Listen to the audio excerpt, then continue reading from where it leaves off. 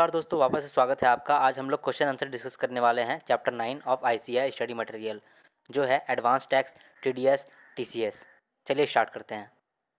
इस क्वेश्चन में आपको टीडीएस इम्प्लीकेशन बताना है अंडर सेक्शन 194 ए कि टीडीएस कटेगा या नहीं कटेगा। 3 केस दिया हुआ है। पहला केस में कह रहा है कि मिस्टर हरीश ने 6 मंथ फिक्स डिपॉजिट कराया है 10 लाख का at the rate 9% per annum. तो इस केस में टीडीएस कटेगा क्योंकि इसका जो इंटरेस्ट है वो 40,000 क्रॉस कर रहा है। अगर आप देखोगे 10 लाख इंटू 9% 6 महीना के लिए तो 45,000 आता है, जो कि 40,000 क्रॉस कर रहा है। जैसे 40,000 क्रॉस करता है तो 194 ए के अंदर टीडीएस काटता है 10% का, तो 10% टीडीएस यहाँ कट गया। दूसरा आइटम में कह रहा है कि मिस्टर गणेश ने 3 फिक्स डिपॉजिट कराया है 3 लाख करके, और रेट ऑफ इंटरेस्ट है 9%। कराया था 1/6/2019 को और मैच्योर होगा 28/2/2020 को, यानी कि 9 मंथ का ड्यूरेशन है। तो यहाँ आपको बताना है टीडीएस कटेगा या नहीं कटेगा। कटेगा अगर 40,000 से क्रॉस करता है। और यहाँ सोचने वाली बात है कि अगर सीबीएस अडॉप्ट किया है बैंक, तो यहाँ पर ऑल इंडिया बेसिस पे चेक करेंगे कि लिमिट क्रॉस हुआ है कि नहीं हुआ है। तो 3 लाख का इन्होंने लोन लिया था और 3 लोन लिया है, तो 3 लाख इंटू 3 9% के रेट से 9 महीने के लिए इंटरेस्ट आता है 60,750। सारा को मिला करके 60,750 इंटरेस्ट आता है। इसीलिए ये 40,000 को क्रॉस कर रहा है, तो 10% टीडीएस हम लोग काट लेंगे। आइटम में कहता है कि मिस्टर राजेश ने 1 साल का रेकरिंग डिपॉजिट कराया है 80,000 पर मंथ करके 8% इंटरेस्ट के साथ। तो आपको यहाँ बताना है कि इंटरेस्ट पर टीडीएस कटेगा या नहीं कटेगा। अगर 40,000 क्रॉस कर रहा होगा तो कटेगा। तो यहाँ पर रेकरिंग डिपॉजिट है, तो इस केस में कैसे हम लोग इंटरेस्ट निकालते हैं। इंटरेस्ट का फॉर्मूला होता है P into n+1 divided by 2 into 12 into rate by 100। यहाँ P क्या है 80,000 है, और n क्या है, n है नंबर ऑफ मंथ्स। तो यहाँ मंथ्स कितना है 12 मंथ्स, और n+1 13 months divide by 24 into r by 100। तो इधर निकल के आएगा हम लोगों का 41,600। 41,600 सिंस 40,000 को क्रॉस कर रहा है, तो यहाँ टीडीएस कटेगा अंडर सेक्शन 194 ए 10% का। वापस से देख लेते हैं कि पहला क्वेश्चन में क्या क्या हुआ। पहला क्वेश्चन में आपको टीडीएस इम्प्लीकेशन बताने बोला था। पहला में फिक्स डिपॉजिट कराया था 6 मंथ का 10 लाख 9% के हिसाब से। तो 10 लाख 9% के हिसाब से इंटरेस्ट निकला था 45,000 का। सिंस ये 40,000 क्रॉस कर रहा था, तो इस पर टीडीएस काटे थे 10% का। दोबारा से दूसरा क्वेश्चन में कह रहा था कि मिस्टर गणेश ने फिक्स डिपॉजिट कराया है 3 लाख का, लेकिन 3 जगह कराया है 3 लाख 3 लाख 3 लाख करके 9% के इंटरेस्ट के हिसाब से, और बैंक ने सीबीएस अडॉप्ट करके रखा था। अगर बैंक सीबीएस अडॉप्ट करके रखता है तो ऑल ब्रांच का मिला करके देखते हैं कि लिमिट क्रॉस किया है कि नहीं किया है। तो ऑल ब्रांच का लिमिट क्रॉस किया था, इस वजह से यहाँ पर टीडीएस कट गया 10% के हिसाब से। तीसरा क्वेश्चन में रेकरिंग डिपॉजिट था, तो रेकरिंग डिपॉजिट का इंटरेस्ट निकाले थे फार्मूला से। फार्मूला आपको मैंने बताया कि P into n+1 divide by 24 into rate by 100। Interest निकल के आया 41,600, जो कि 40,000 से ज़्यादा था। इस वजह से यहाँ पर भी हम लोगों ने 10% का टीडीएस काट दिया। अब मैं आपको रिकमेंड करना चाहूँगा कि आप सारे आंसर को एक बार रीड कर लो। इस सवाल को देखते हैं। इस सवाल में एबीसी लिमिटेड ने मिस्टर एक्स एक कॉन्ट्रैक्टर को कॉन्ट्रैक्ट दिया है और इंस्टॉलमेंट में पेमेंट किया है 20,000, 25,000 और 28,000, और 1/3/2020 को एक पेमेंट ड्यू है 30,000 का। आपको बताना है कि टीडीएस कितना कटेगा अंडर सेक्शन 194 सी। क्वेश्चन देखने से पहले हम लोग रिकॉल कर लेते हैं कि टीडीएस अंडर सेक्शन 194 सी क्या था।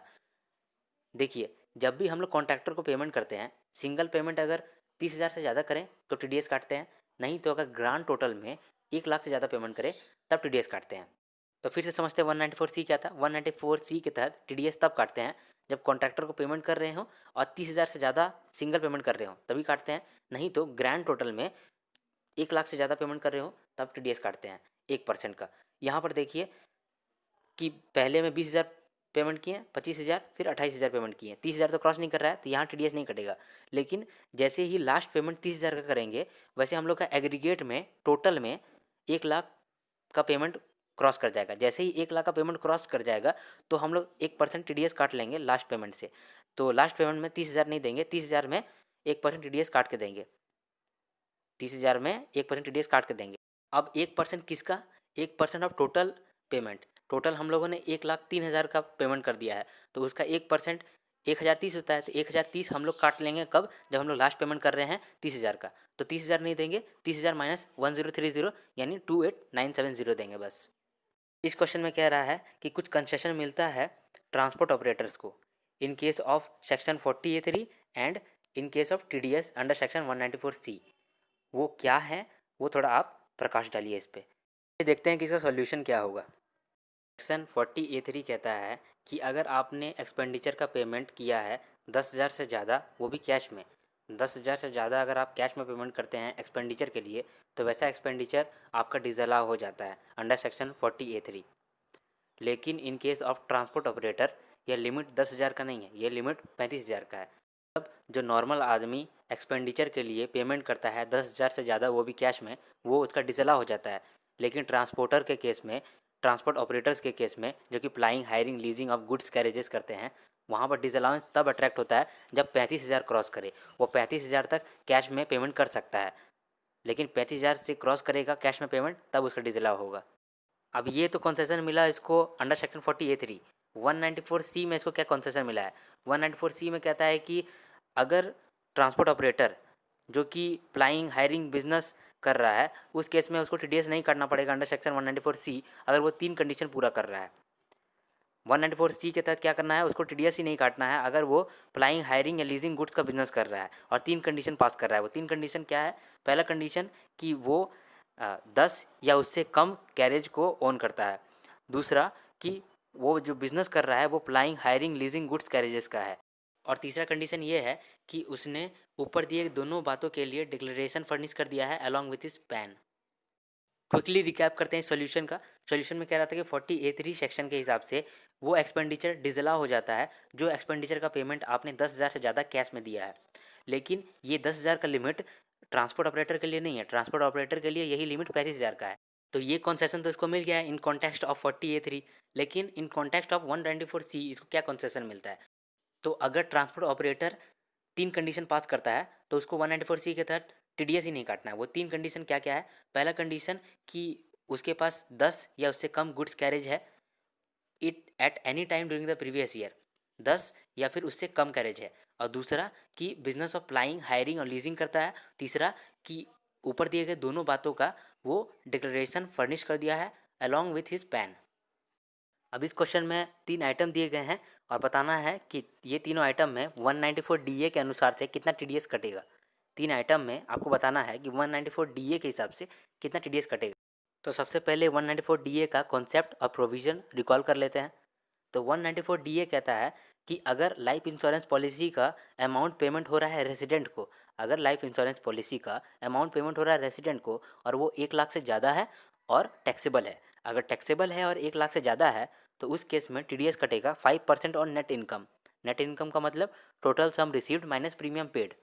तो 194 DA कहता है कि लाइफ इंश्योरेंस पॉलिसी का पैसा अगर आप पेमेंट कर रहे हो रेसिडेंट को इंक्लूडिंग बोनस, तो 2 कंडीशन पास करे तो आप 5% ऑफ नेट इनकम टीडीएस काट लेंगे। वो 2 कंडीशन कौन कौन सा है? पहला कि 1 लाख से ज़्यादा पेमेंट हो रहा हो और दूसरा कि टैक्सेबल हो। टैक्सेबल कब होता है? जब annual premium 10% of sum assured या 15% ऑफ सम अश्योर्ड से ज़्यादा रहता है, उस केस में ही टैक्सेबल होता है। और जब टैक्सेबल है और 1 लाख से ज़्यादा पेमेंट कर रहे हैं तब टीडीएस कितना काटेंगे? 5% on net income. Net income का मतलब total sum received minus premium paid. Question का पहला आइटम में कह रहा है कि मिस्टर एक्स एक रेसिडेंट है, उसको पेमेंट करने वाले हैं एलआईसी पॉलिसी का और उसको मिलने वाला है 4.5 लाख। कह रहा है कि 4 लाख का सम अश्योर्ड था और एनुअल प्रीमियम 1,25,000 है। सबसे पहले देखेंगे कि ये टैक्सेबल है या नहीं है। पहला कंडीशन चेक करेंगे कि टैक्सेबल है या नहीं है। दूसरा कंडीशन चेक करेंगे कि 1 लाख से ज़्यादा का पेमेंट है कि नहीं है, तभी हम लोग फिर टीडीएस निकाल सकते हैं। सबसे पहले देखते हैं टैक्सेबल है कि नहीं है। तो नाउ लेट्स चेक कि कब एग्जेम्प्ट होगा और कब टैक्सेबल होगा। अगर पॉलिसी इशू होता है 31/3/2012 से पहले तो एग्जेम्प्ट तभी होगा जब annual premium is less than 20% of sum assured. लेकिन अगर पॉलिसी इशू होता है 31/3/2012 के बाद तो एग्जेम्प्ट तब होगा जब annual premium should be less than 10% of sum assured या 15% of sum assured. 15% in case of अगर पॉलिसी कराए हैं 80 DDB या 80 U वाले कैंडिडेट के लिए। फिर से समझते हैं, अगर पॉलिसी इशू होता है 31/3/2012 से पहले तो एग्जाम तब होगा जब annual premium is less than 20% of sum assured. लेकिन अगर पॉलिसी इशू होता है 31/3/2012 के बाद तो एग्जाम तब होगा जब annual premium is less than 10% of sum assured या 15% of sum assured. 15% in case of अगर पॉलिसी कराए हैं 80 DDB वाले कैंडिडेट के लिए या 80 U वाले कैंडिडेट के लिए। तो जब क्वेश्चन हम लोग सॉल्व कर रहे थे उस क्वेश्चन में हम लोगों ने पॉलिसी लिया था 2017 में, और जब हम लोग पॉलिसी 2017 में लिए हैं इसका मतलब कि 31/3/2012 के बाद लिए हैं, तो 31/3/2012 के बाद तभी एग्जाम्प्ट होता है जब अमाउंट 10% ऑफ सम अश्योर्ड को क्रॉस ना करे। लेकिन पॉइंट नंबर 1 में तो क्रॉस कर रहा है। पॉइंट नंबर 1 में 10% ऑफ सम अश्योर्ड जो कि 40,000 आता है तो उसको तो क्रॉस कर रहा है, क्योंकि 1,25,000 एनुअल प्रीमियम है। So here annual premium exceeds 10% of sum assured, इसका मतलब कि यह टैक्सेबल है। और पहला कंडीशन पास कर गया कि ये टैक्सेबल है, और दूसरा कंडीशन कि मैच्योरिटी के समय में 1 लाख से ज़्यादा पेमेंट किया है, तो ये दूसरा कंडीशन भी पास कर रहा है। तो दोनों कंडीशन जब पास कर दिया तो 194 DA के तहत 5% इसको TDS काट देंगे। तो फर्स्ट नंबर में 5% का TDS कटेगा अंडर सेक्शन 194 DA। क्यों? क्योंकि ये टैक्सेबल है, और दूसरा कि मैच्योरिटी के समय में 1 लाख से ज़्यादा पेमेंट हुआ है। अब दूसरा पॉइंट में देखते हैं। दूसरा पॉइंट में कह रहा था कि मिस्टर वाई एक रेजिडेंट जो कि 3.25 लाख रिसीव करेगा 31/3/2020 को, पॉलिसी लिया है 31/3/2012 को, एनुअल प्रीमियम है 35,000, सम एश्योर्ड है 3 लाख। तो सिंस यहाँ पर दोनों कंडीशन चेक करना पड़ेगा कि पहला कंडीशन कि वो टैक्सेबल है या नहीं है, और दूसरा कंडीशन कि 1 लाख से ज़्यादा पेमेंट हुआ है कि नहीं प्रीमियम के समय में। तो दूसरा पॉइंट में आप देख सकते हैं कि 2012 को पॉलिसी इशू हुआ है। तो 31/3/2012 से पहले जितना भी पॉलिसी इशू होता है तो वहाँ पर एग्जाम तभी होता है जब annual premium is less than 20% of sum assured. तो यहाँ सम एश्योर्ड कितना है 3 लाख, इसका 20% होता है 60,000। तो अगर 60,000 से कम है एनुअल प्रीमियम तो एग्जाम हो जाएगा। तो यहाँ पर तो कम है 35,000 है, तो यह एग्जाम हो जाएगा। और जहाँ एग्जाम होता है वहाँ TDS तो काटेंगे नहीं, क्योंकि कंडीशन तो फुलफिल नहीं कर रहा है, पहला कंडीशन ही ब्रीच हो गया। इस वजह से पॉइंट नंबर 2 में TDS नहीं काटेंगे। अब पॉइंट नंबर 3 में देखते हैं। पॉइंट नंबर 3 में कह रहा है कि मिस्टर जेड एक रेजिडेंट है, उसको 95,000 का पॉलिसी अमाउंट मिलने वाला है, और पॉलिसी लिया था 1/8/2013 को, एनुअल प्रीमियम है 12,000 और सम एश्योर्ड है 90,000। यहाँ पर देखिए कि दो कंडीशन में से एक कंडीशन ब्रीच कर रहा है। यहाँ पर मेच्योरिटी के समय में 95,000 ही मिल रहा है, यानी कि 1 लाख से कम ही मिल रहा है, 1 लाख से ज़्यादा का पेमेंट होना चाहिए था।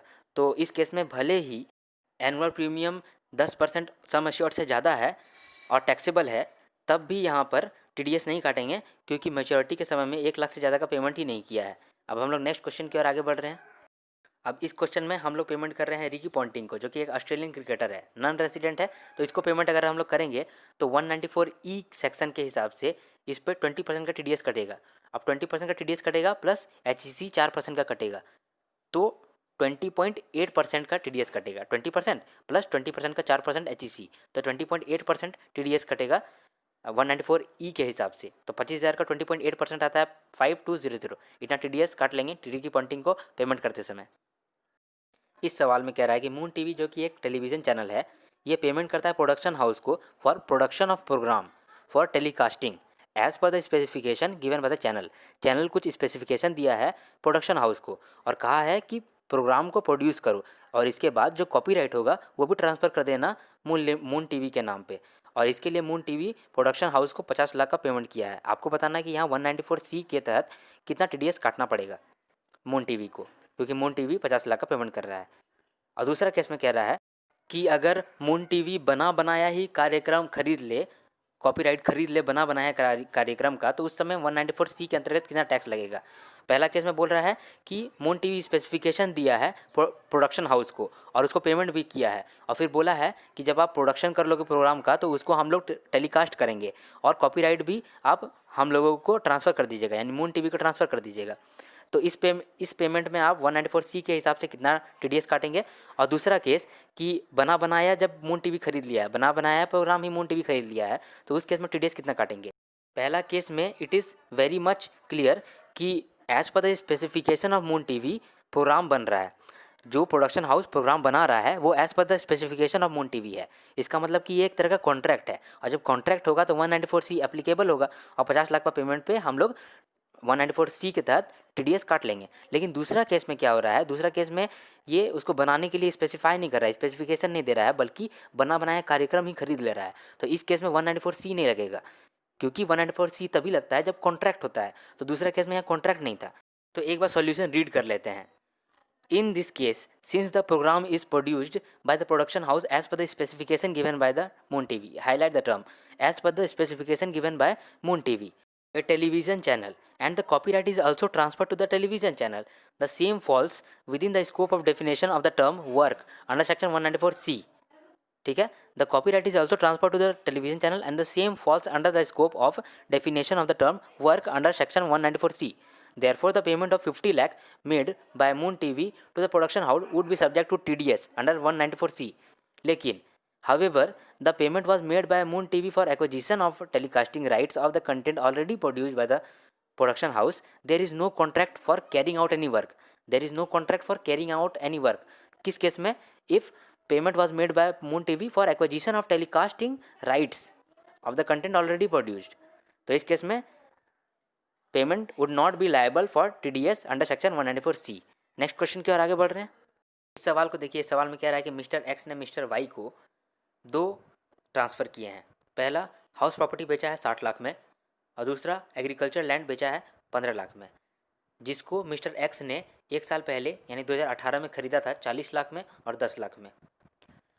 ट्रांसफ़र के समय स्टैम्प ड्यूटी वैल्यू लैंड का है 20 लाख और हाउस प्रॉपर्टी का है 85 लाख। आपको निकालना है tax implication in the hands of Mister X and tax implication in the hands of Mister Y.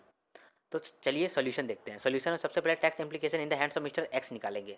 तो सिंस हम लोग को क्लियरली दिख रहा है कि स्टैम्प ड्यूटी वैल्यू जो है वो 105% of fair value of consideration से ज़्यादा है, तो अब हम लोग fair value of consideration stamp duty value को मान लेंगे एज पर सेक्शन 50C।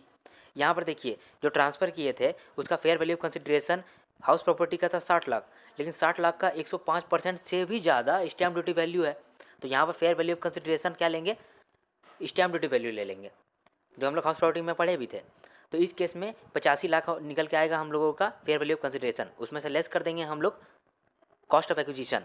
यहाँ पर index cost of acquisition less नहीं किए क्योंकि यहाँ पर शॉर्ट टर्म कैपिटल गेन दिख रहा है, इसीलिए हम लोग बस कॉस्ट ऑफ एक्विजिशन लेस किए, जो कि 40 लाख था। 85 लाख स्टैम्प ड्यूटी वैल्यू और 40 लाख में खरीदे थे, तो शॉर्ट टर्म कैपिटल गेन कितना निकल के आया, 45 लाख। तो यही tax implication in the hands of Mister x होगा।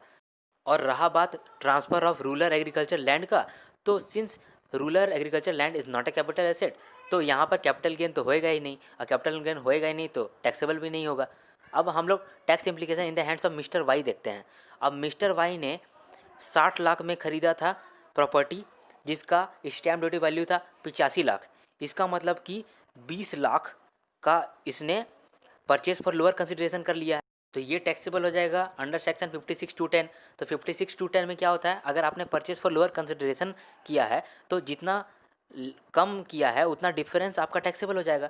तो यहाँ कितना कम वैल्यू में किया है, 85 लाख का तो स्टैम्प ड्यूटी वैल्यू था, लेकिन ये खरीदा 60 लाख में, यानी कि 25 लाख इसका परचेज फॉर लोअर कंसिडरेशन है। तो ये वाला अदर सोर्सेज के अंदर टैक्सेबल हो जाएगा in the hands of Mister Y under section 56(2)(10। Since यहाँ पर भी एग्रीकल्चर लैंड का एक्विजिशन था, तो ये तो कैपिटल एसेट है नहीं, इस वजह से यहाँ पे 56(2)(10 का प्रोविजन अप्लाई भी नहीं करेगा। तो tax implication in the hands of Mister Y कितना निकला, 85 lakh minus 60 lakh is equal to 25 lakh. अब यहाँ पर सम ख़त्म नहीं हुआ है, कैसे, क्योंकि मिस्टर वाई ने मिस्टर एक्स को पेमेंट किया है 50 लाख से ज़्यादा। जब 50 लाख से ज़्यादा का पेमेंट करते हैं तो TDS काटना पड़ता है अंडर सेक्शन 194IA। जब भी हम लोग इमूवेबल प्रॉपर्टी खरीदते हैं और 50 लाख से ज़्यादा का कंसिडरेशन देते हैं, जब भी हम लोग इमूवेबल प्रॉपर्टी खरीदते हैं और 50 लाख से ज़्यादा का कंसिडरेशन देते हैं, तो उस केस में 194IA के तहत हम लोगों को 1% TDS काटना पड़ता है। तो सिंस हम लोग 60 लाख का पेमेंट कर रहे हैं, तो इसका 1% 60,000 का हम लोग TDS काटना पड़ेगा under section 194IA। And again जो हम लोग एक्विजिशन किए हैं एग्रीकल्चर लैंड का, वहाँ पर ये सेक्शन 194IA अप्लाई नहीं करेगा। सवाल में कहता है कि मिस्टर एक्स जो कि एक सैलरीड इंडिविजुअल है, ये 55,000 पर मंथ का रेंट देता है मिस्टर वाई को जून 2019 से। आपको बताना है कि यहाँ पर TDS कटेगा या नहीं कटेगा, अगर कटेगा तो कितना कटेगा और कब कटेगा। क्या आपका आंसर डिफरेंट होगा अगर मिस्टर एक्स 31 दिसंबर 2019 को ही वेकेट कर देता है प्रीमिसेस। और ये भी बताइए कि मिस्टर वाई अगर पैन डिस्क्लोज नहीं करता है तो मिस्टर एक्स क्या करेगा। तो सेक्शन 194IB कहता है कि अगर आप रेंट पे करते हैं 50,000 पर मंथ से ज़्यादा, तो आपको TDS काटना पड़ता है 5% ऑफ द रेंट। अब ये रेंट हम लोग कब काटेंगे, ये रेंट हम लोग काटेंगे जब हम लोग आखिर का पेमेंट कर रहे होंगे तब।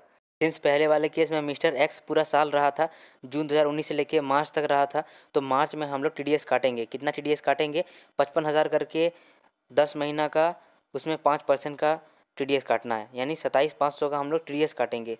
अब 27,500 का TDS काटेंगे हम लोग मार्च 2020 को, क्योंकि लास्ट पेमेंट उसी समय कर रहे हैं। अब अगला सिचुएशन था कि अगर मिस्टर एक्स दिसंबर को ही प्रेमिसेस छोड़ देता है, तब कितना काटेंगे। अब यहाँ पर 55,000 पे कर रहे हैं लेकिन 7 महीना के लिए, तो 55,000 इंटू 7 महीना इंटू 5% का TDS काटेंगे तो 19,250 आता है। तो ये वाला जो TDS है ये हम लोग काटेंगे जब दिसंबर का पेमेंट कर रहे होंगे तब। अब कह रहा है कि अगर मिस्टर वाई पैन डिस्क्लोज नहीं करता है तब क्या करेगा मिस्टर एक्स। अगर मिस्टर वाई पैन डिस्क्लोज नहीं करेगा तो मिस्टर एक्स 20% टैक्स डिडक्ट करेगा। तो अगर मानते हैं कि जब ये पूरा साल रहा, यानी जून से लेकर मार्च तक रहा, और मिस्टर वाई ने पैन डिस्क्लोज नहीं किया, तो ये 20% TDS काटेगा। तो 20% कितना काटेगा? 55,000 पर मंथ इंटू 10 महीना इंटू 20%, 1,10,000 आता है। 1,10,000 TDS काटना है।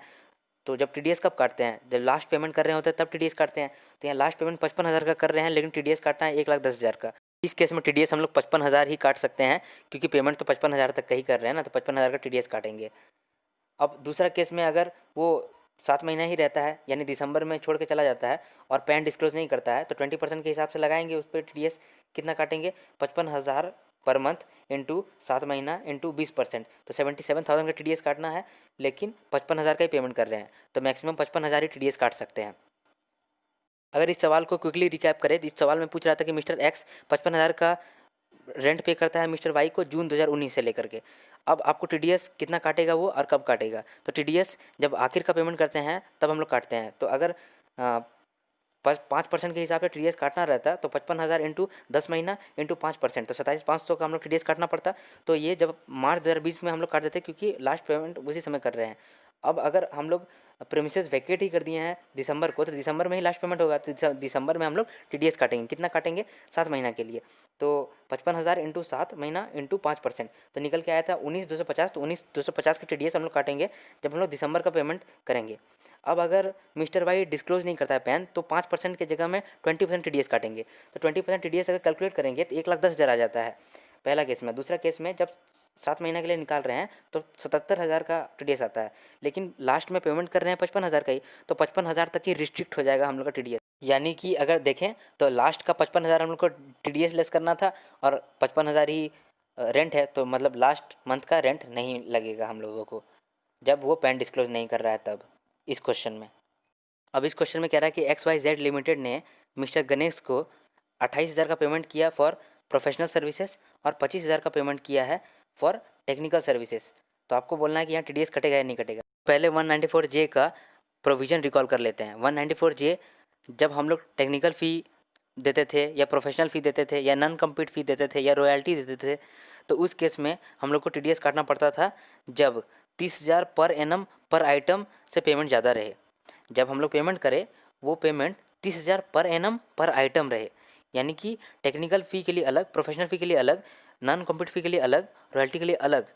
अगर अलग अलग 30,000 से ज़्यादा का पेमेंट कर रहे हैं तभी हम लोग TDS काटेंगे 10% का, वरना नहीं काटेंगे। एग्रीगेट में 30,000 नहीं कर रहा है, 30,000 पर आइटम है। ओके, तो 30,000 is limit for technical fee, 30,000 is limit for professional fee, 30,000 is limit for non compete fee, और 30,000 लिमिट फॉर रॉयल्टी।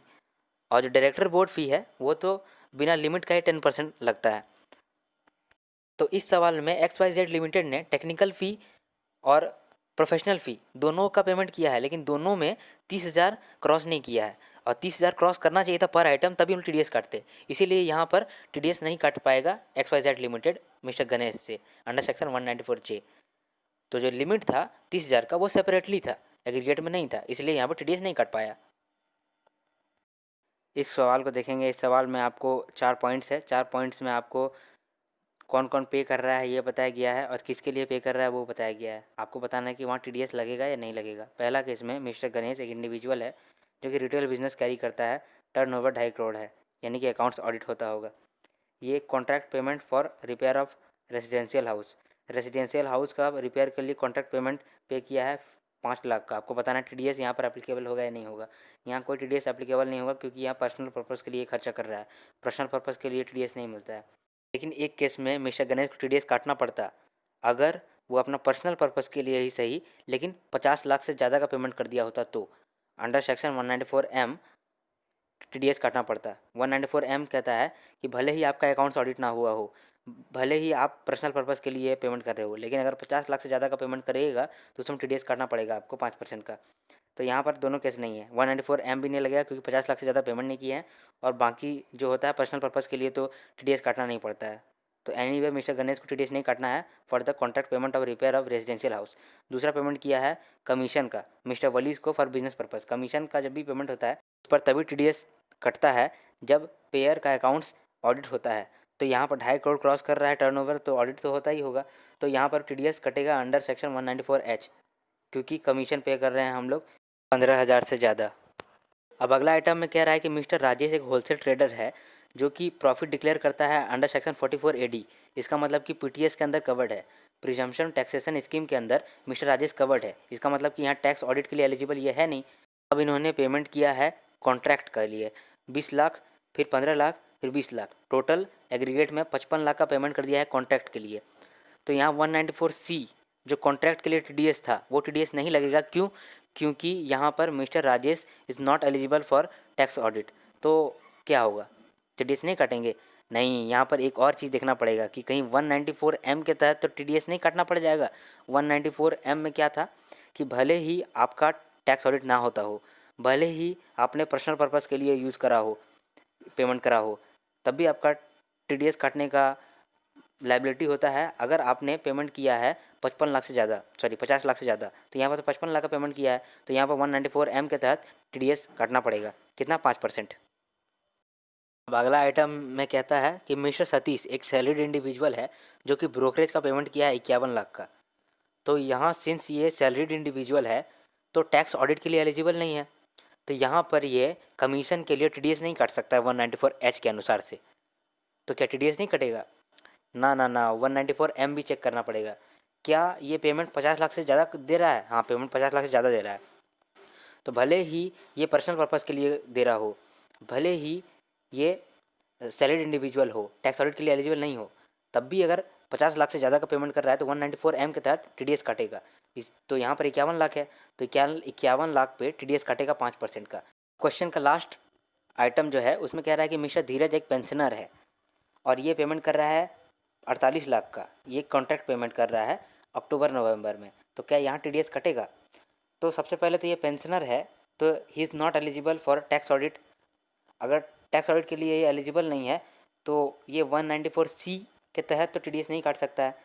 लेकिन यहाँ पर चेक करना होगा कि 194M के तहत तो नहीं काट रहा है ना, तो 50 लाख क्रॉस नहीं कर रहा है, तो इसका मतलब 194M के तहत भी नहीं काटेगा टीडीएस। तो दोनों केस में टीडीएस नहीं काटेगा, तो इसका मतलब टीडीएस काटेगा ही नहीं। इस सवाल में देखिए कि मिस्टर ए को प्रोफेशनल सर्विसेज के लिए हम लोगों को पेमेंट करना था 90,000 का, तो 40,000 का पेमेंट हम लोग किए 1/7/2019 को, लेकिन टीडीएस काटना भूल गए। फिर बाद में 28/2/2020 को 50,000 और बाकी था, क्योंकि 90,000 के लिए हम लोग पेमेंट करना था, 40,000 किए थे तो टीडीएस नहीं काट पाए थे।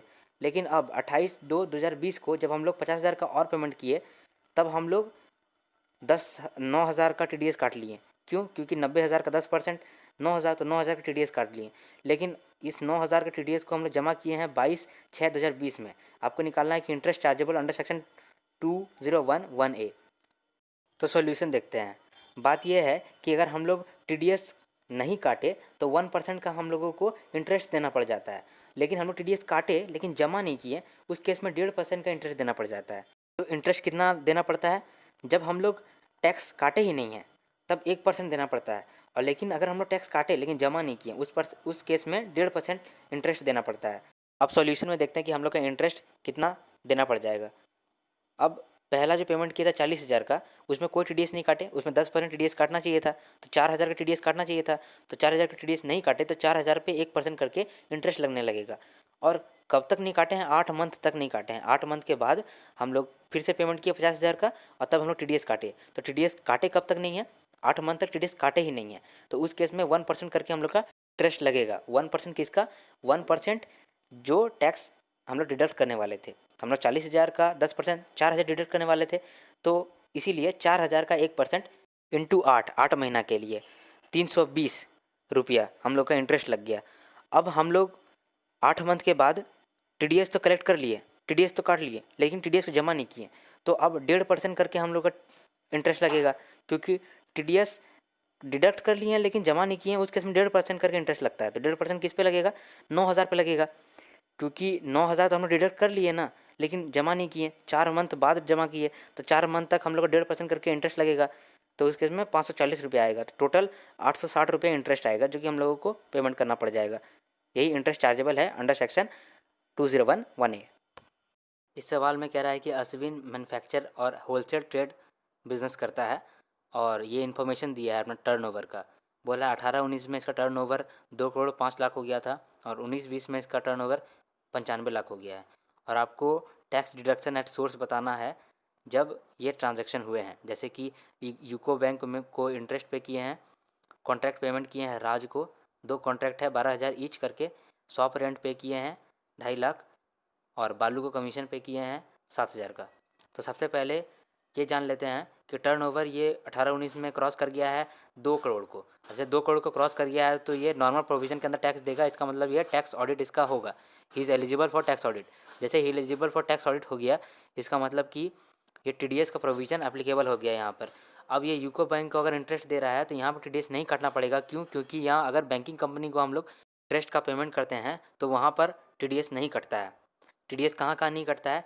TDS नहीं कटता है अगर आप गवर्नमेंट को दे रहे हैं, RBI को दे रहे हैं, या फिर म्यूचुअल फंड को दे रहे हैं, NPS में दे रहे हैं, या फिर बैंकिंग कंपनी को दे रहे हैं, तो वहाँ पर आपको इंटरेस्ट पेड पर TDS नहीं काटना पड़ता है। इसीलिए यहाँ पर सेक्शन 194A अट्रैक्ट नहीं हुआ। अगला आइटम था कि आपने राज को कॉन्ट्रैक्ट पेमेंट किया है 12,000 करके 2 बार, तो कॉन्ट्रैक्ट के केस में सिंगल में 30,000 क्रॉस करना चाहिए था और एग्रीगेट में 1 लाख क्रॉस करना चाहिए था।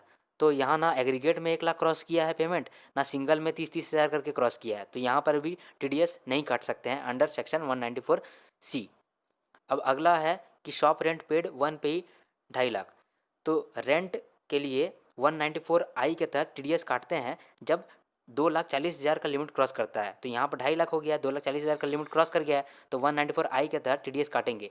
कितना काटते हैं? अगर प्लांट मशीनरी का रेंट दे रहे हैं तो 2% काटते हैं, और लैंड एंड बिल्डिंग या फर्नीचर का हम लोग रेंट देते हैं तो 10% काटते हैं। तो सिंस यहाँ पर शॉप रेंट पेड है तो यहाँ पर बिल्डिंग का ही एक तरह से रेंट है, तो वहाँ 10% TDS काटेंगे। अगला है कमीशन पेड टू बालू 7,000। जब भी कमीशन पे करते हैं तो अंडर सेक्शन 194H हम लोग TDS तभी काटते हैं जब लिमिट 15,000 क्रॉस करे। अगर पेमेंट 15,000 क्रॉस करता तब हम लोग TDS काटते हैं। यहाँ कमीशन बालू को दे रहे हैं 7,000, 15,000 क्रॉस नहीं करा तो TDS नहीं काटेंगे। अब इस सवाल में कह रहा है कि मैसेज एस लिमिटेड ने कुछ ट्रांजैक्शन किए हैं, वहाँ पर आपको TDS काटना है या नहीं काटना है, ये आपको बताना है। सबसे पहले 1/10/2019 को इन्होंने 2 लाख का पेमेंट किया है मिस्टर आर को, जो कि एक ट्रांसपोर्टर हैं, जो कि 8 कैरेज ओन करते हैं, और इन्होंने डिक्लेरेशन भी फर्निश कर दिया है अलॉन्ग विथ पैन।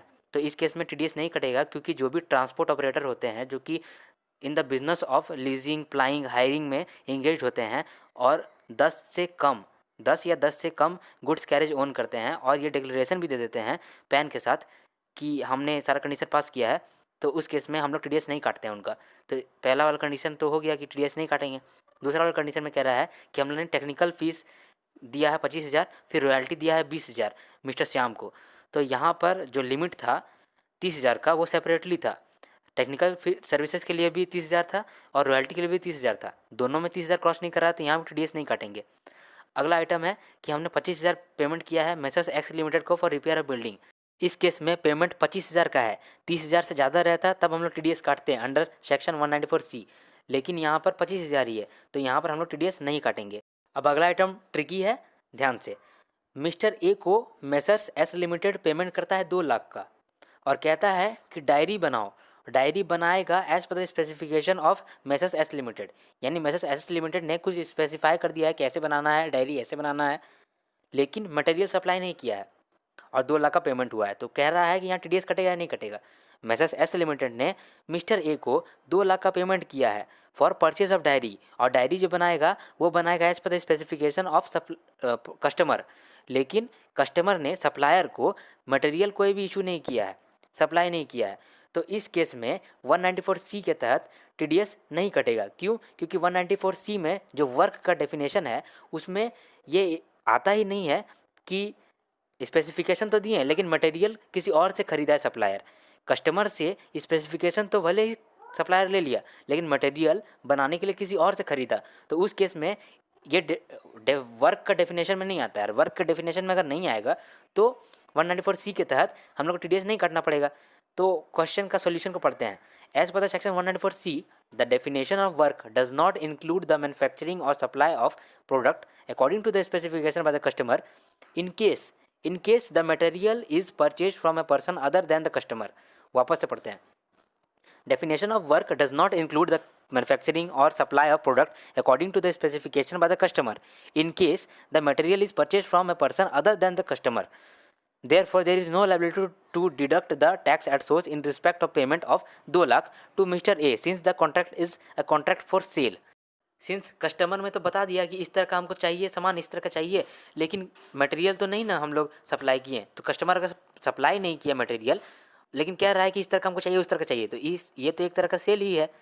इसीलिए ये वर्क का डेफिनेशन में नहीं आया अंडर सेक्शन 194C, और इस वजह से TDS भी नहीं काटे अंडर 194C।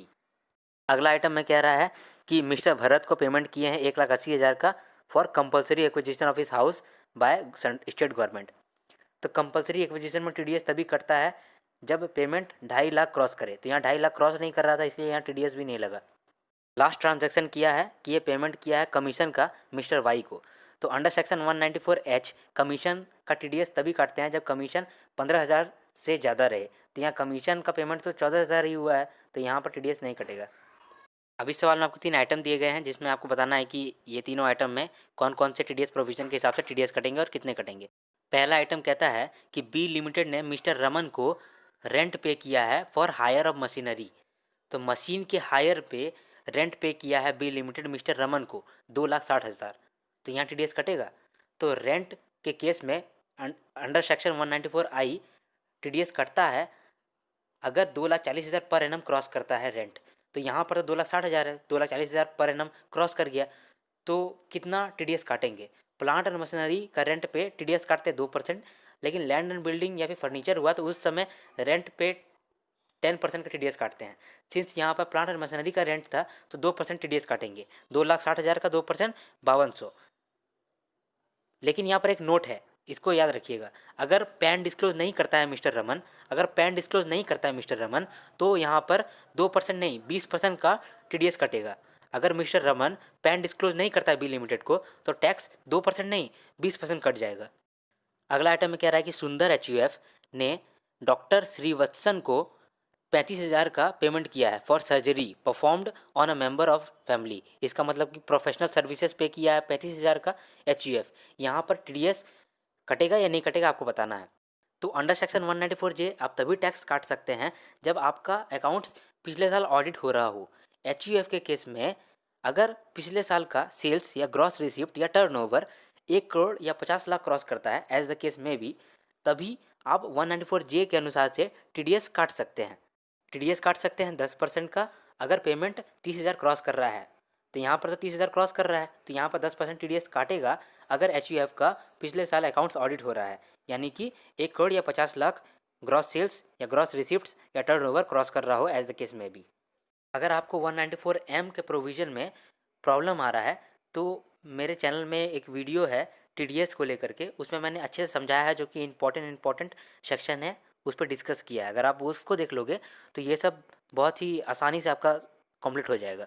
अब तीसरा आइटम में कह रहा है कि ABC कंपनी लिमिटेड ने डायरेक्टर को सीटिंग फ़ी दिया है 19,000 का, तो इस पर TDS कितना कटेगा।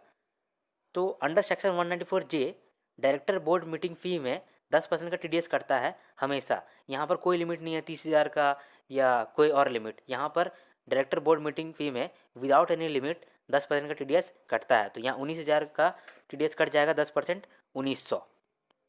इस क्वेश्चन को देखिए, इस क्वेश्चन में आपको applicability of tax deduction at source बोला है बताने के लिए, रेट बोला है और अमाउंट ऑफ TDS बोला है। 4 आइटम दिए गए हैं। सबसे पहला आइटम है कि न्यूज़पेपर एजेंसी जैक कैलिस, जो कि एक साउथ अफ्रीकन क्रिकेटर है, उसको पेमेंट करता है 27,000 का, तो यहाँ TDS कटेगा। तो सेक्शन 194E कहता है कि जब भी आप पेमेंट करते हो एक नॉन रेजिडेंट स्पोर्ट्स पर्सन को, तो उस केस में आपको TDS काटना पड़ता है 20% अलॉन्ग विथ HEC 4%। इसका मतलब 20% प्लस 4% ऑफ 20, तो 20.8% काटना पड़ता है TDS। तो 27,000 का पेमेंट कर रहे हैं तो 27,000 इंटू 20.8%, 5616 का हम लोग TDS काटेंगे। अगले आइटम में कंपनी ने सब कॉन्ट्रैक्टर को 3 लाख का पेमेंट किया है with outstanding balance of 1,20,000 shown in the books.